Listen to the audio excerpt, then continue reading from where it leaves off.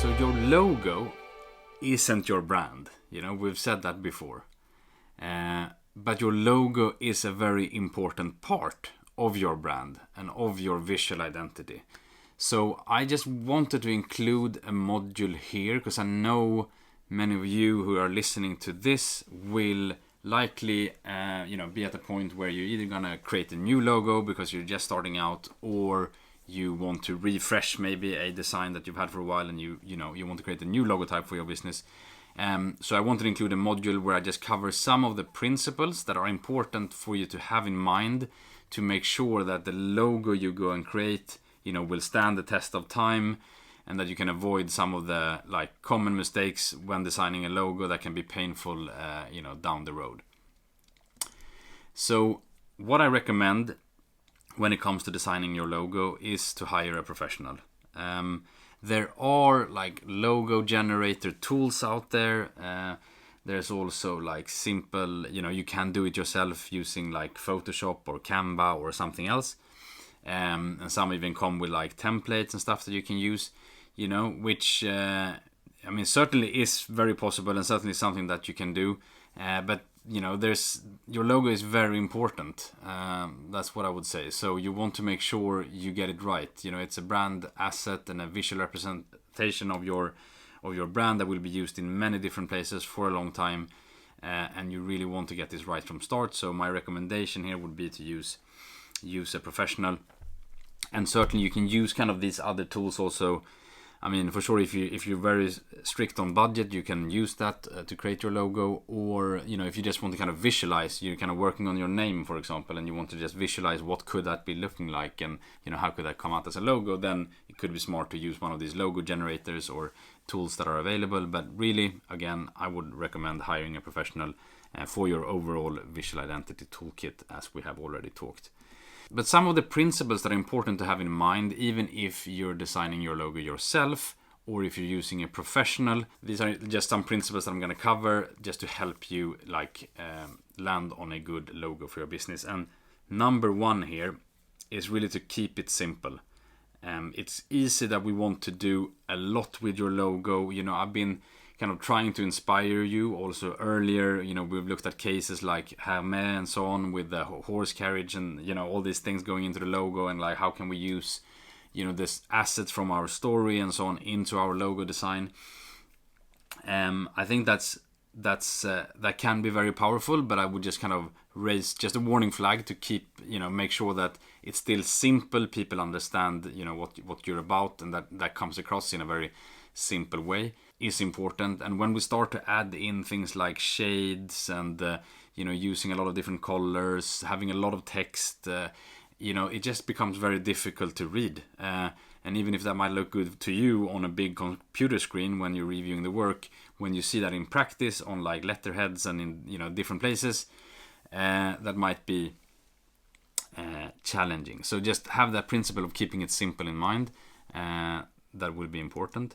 The other part is to make sure it's unique to you. Try to include some element of uniqueness, as you design it. Is there anything that you can incorporate into the design that ties back to your story? So, the first point was about keeping it simple, not doing too much, but can we do something to still make it unique? Here's one example created by Alex, which all the designers and so on that I'm using here, I will be having a place somewhere where you can find a reference to them as well. But this was for a salon who is working with Sassoon techniques, which is all about kind of the shapes and the artistic lines, and you can kind of see how that is brought to life in the logo execution as well, which is kind of then showing kind of a uniqueness of that hair salon, which is kind of the techniques they're working with that comes across in the logo. Not that people would understand it when they see the logo, but it's part of the storytelling, which I think by now you understand how important that is when you want to build a premium brand.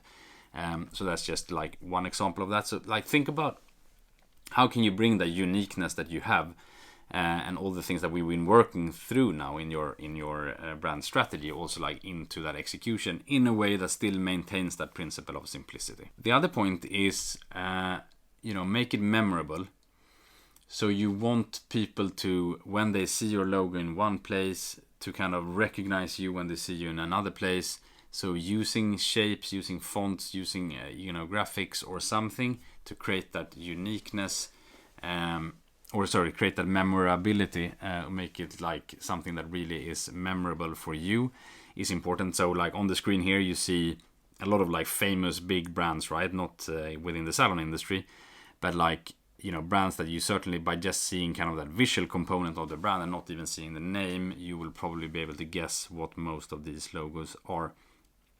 Obviously these are massive brands that are global. They invest a ton of money into things like branding, things like logotype design.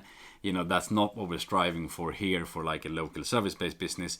It's more of a like principle to like have in mind that you want to, like, when people see your logo, to be able to recognize you when they then walk into your salon later on, that they recognize that it's the same brand. The other point is to make sure it's adaptable. So you will want to be able to use your logo in a lot of different places.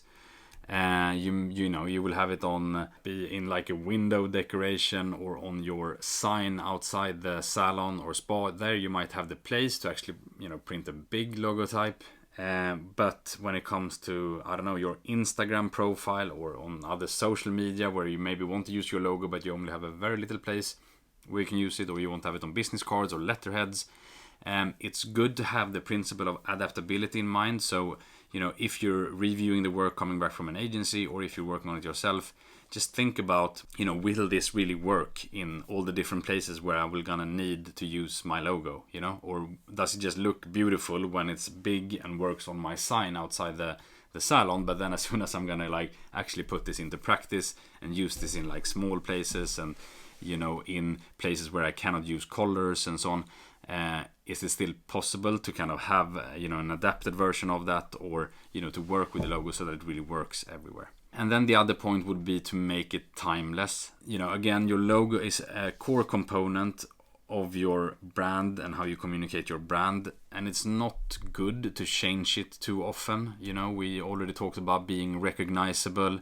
and if you're investing money in marketing and putting in effort to kind of get your brand out there, get people to know about you, that builds up a recognition with your logotype. So changing it is ideally something that we want to avoid. So by kind of thinking about it in a timeless way when we create it, so that it really will work now and it will work in 10 years from now, that will allow you to kind of maintain and keep that logo for a long time. And I'm sure if you look at some of these like big brands, right, that we saw on the other screen, these logos have been around for ages. It would cost that company so much money to change the design.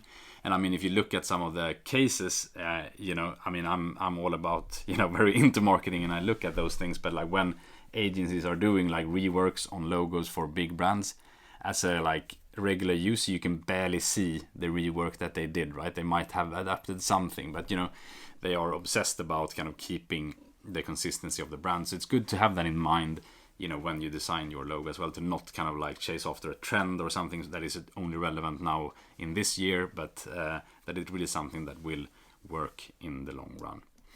So that's a few principles that I think is good to have in the back of your head when you go and design your logo, or when you're reviewing the work from an agency or freelancer who have designed the logo for you. If you have that in mind, that will increase the chances that the logo that you land on will stand the test of time and represent your business in the right way.